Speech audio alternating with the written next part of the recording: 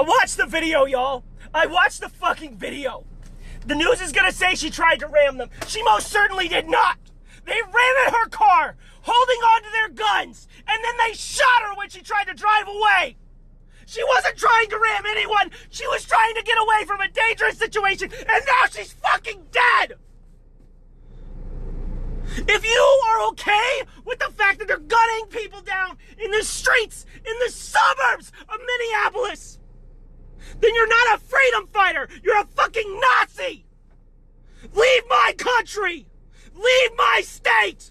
Anyone that's claiming that that was self-defense can eat shit and get fucked. They told her to turn her car around and leave. She was doing so, and an ICE agent pulled his firearm and murdered her. That's what fucking happened. You've seen the video, which I don't recommend you do. The ICE agent was at no fucking risk. He was clearly out of the path of the vehicle and she was complying with their orders. So the next time one of you human fucking skid mark pond scum motherfuckers tells me about how you just need to comply, I'm gonna comply by drop kicking you into the fucking sun. To the ICE agent, I don't know your name yet, but I'm sure we will. And I hope that you and all your buddies who were patting each other on the back after this happened know that your futures are fucked. Because you know what? You might be safe right now with a racist, bigoted administration in charge that'll protect you. But the second that the adults are back in charge, hell will come to breakfast and there will be consequences. You don't get to murder people and walk off. So we are going to be discussing what happened to Renee Nicole Goodman. And as you saw in the title, there are white liberals and some black liberals who are saying that this is our George Floyd 2.0. Now, in my personal opinion, this is nothing like George Floyd. It'll never be like George Floyd. The energy, the reaction, and the overall circumstances that led to Renee Nicole Good's death are not remotely similar to George Floyd. The only similarity that this has to George, I'm going to even say this. Let me rephrase what I just said. The only similarity, or the only thing that, you know, Renee Good and George Floyd have in common is that they both were living in the city of Minneapolis. And coincidentally, both of their deaths happened like a mile apart. That's really, really weird, but let's break it down. So as you can see here, somebody put this up from the New York Post. The deaths actually did happen less than a mile apart. And I'm going to be breaking down why they really have nothing in common outside of the, you know, geography of the same city, less than a mile apart, which is a very weird coincidence, but it's just not going to be the same.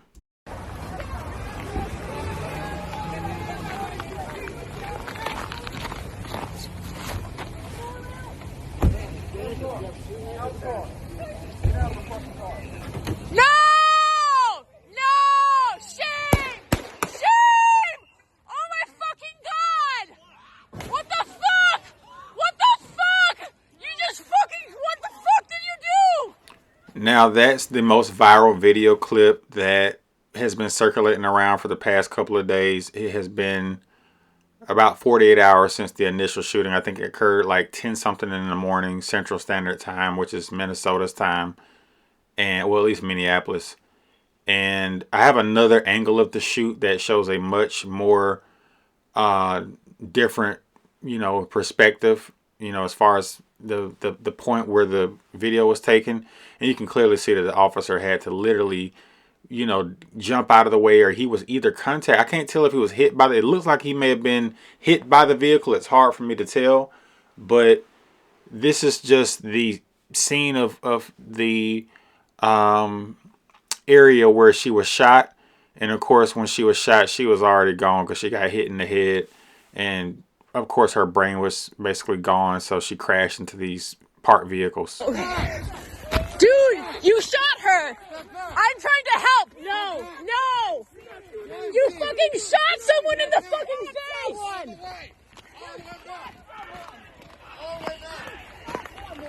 You shot someone in the fucking face! Do you have a conscience?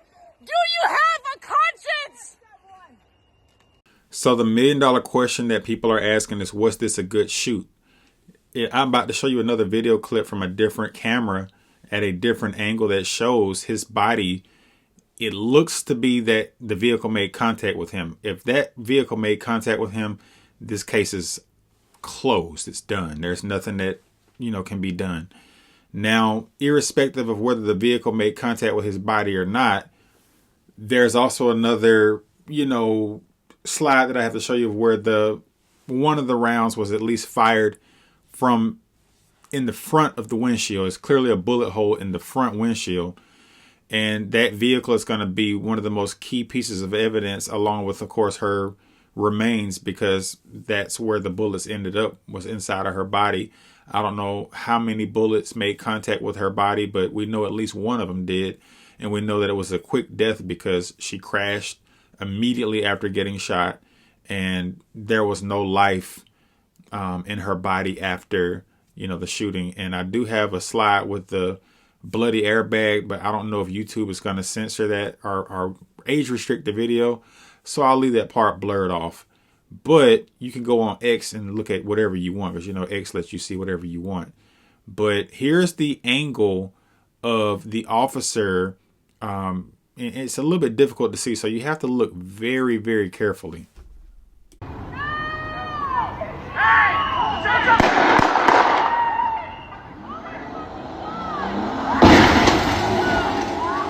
Now this video clip, if you look very, very carefully at the lower right hand part of the screen, the lower right quarter, you can clearly see that officer standing in front of her truck, and he was turned around. I don't know if he literally turned around to avoid the car, if the car made contact with him.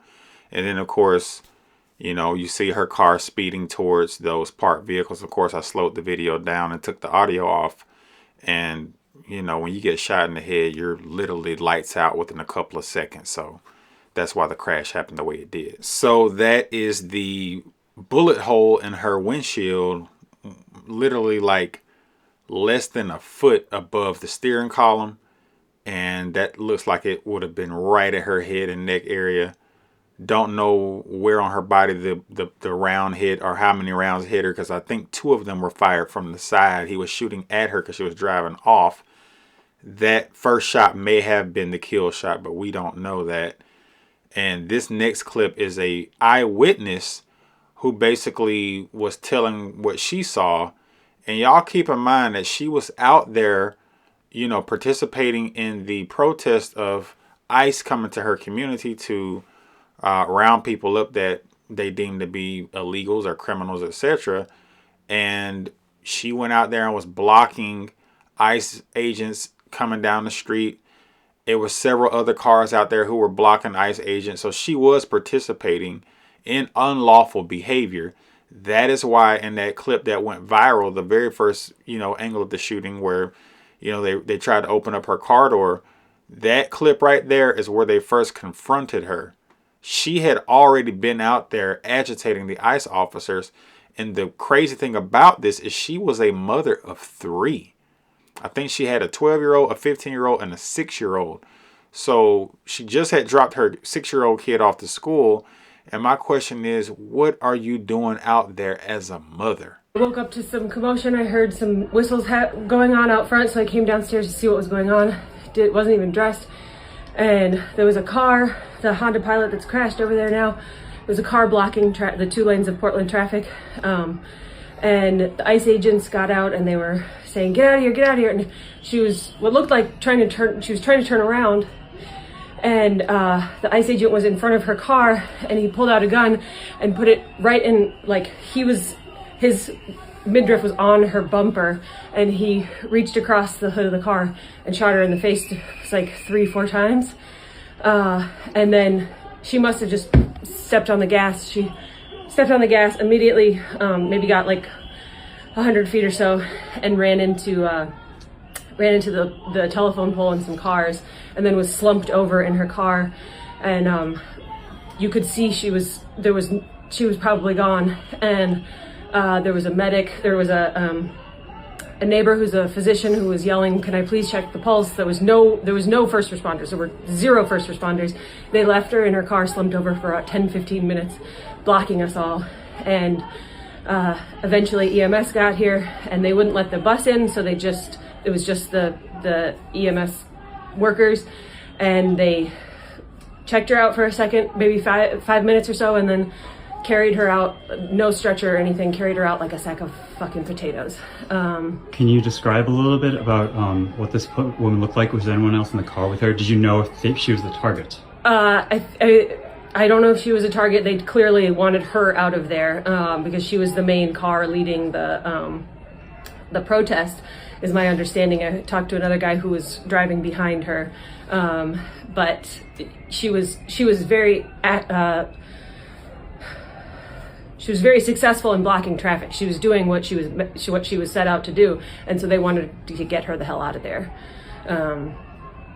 Yeah. So it looked like she was impeding ICE vehicles. Definitely, yeah. Okay. That was her goal. Do you have a read on her demographic? I think she was a white woman. Looked like I didn't see her when she was alive. Just slumped over in the car. It looked like she had dyed short curly hair. I have a video of her in the car. But yeah, no other description. We're here today because we lost a community member who was doing what was right. She was fighting for her immigrant neighbors, just as so many of us have been. And now she's gone! We cannot let this scare us into stopping our own operations of doing patrols, of helping our community, of doing everything in our power to support the immigrants in our community who are under such a brutal siege in the United States currently. Don't ever tell me this isn't our fight. I'm gonna speak up when it's black people. I'm gonna speak up when it's indigenous people. I'm gonna speak up when it's Hispanic people. And yes, I'm gonna speak up for Renee Good as well, especially what happened in Minneapolis. Don't forget when George Floyd was unalive by that pig, we had a whole bunch of people in the field with us, speaking up with us, fighting for us.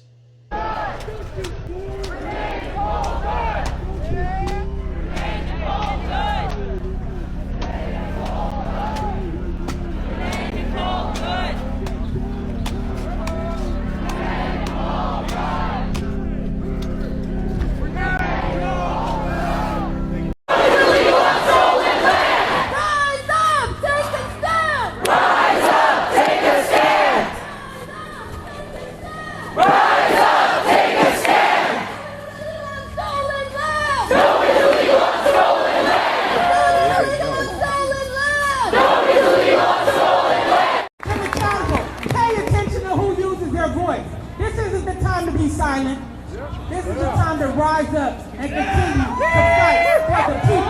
Rest in peace. And the tragedy in all this, like I said, was she was a mother of 3. And her youngest child was by a different man than her first 2 kids. So, and he passed away. So now that she's gone, that child has no mother or father.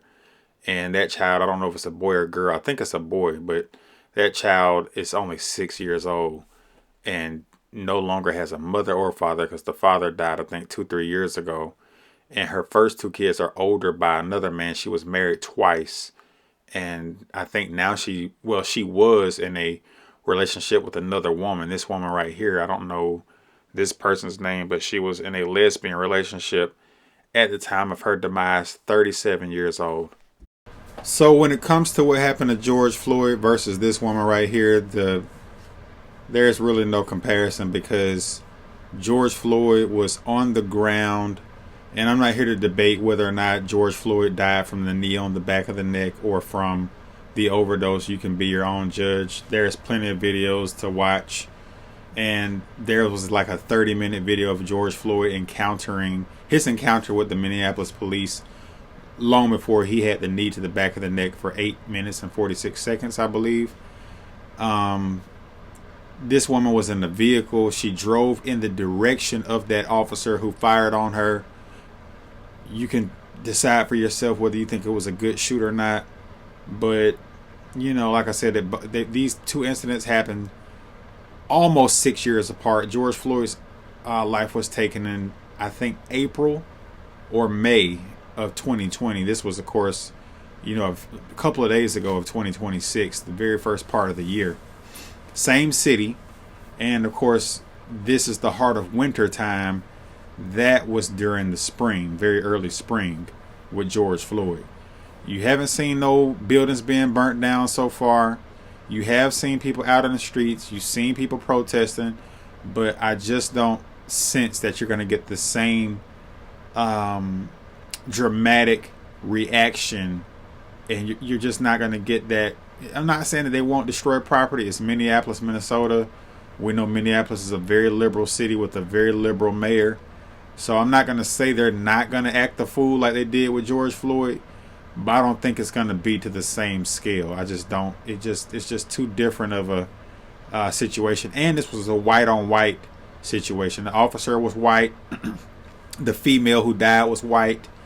And the situation with George Floyd, it was a white officer killing a black man. And black liberals feel that the white police are out to get us. The system is racist. The system is against us. And, you know, they were ready to go. But I think a lot of black people will sit this one out. You will have some black liberals participate in protests with this. They already are. But as far as it having that same type of massive, you know, response, backlash, whatever you want to call it, not even close. So let me know what y'all think in the comment section. Appreciate y'all watching. Peace.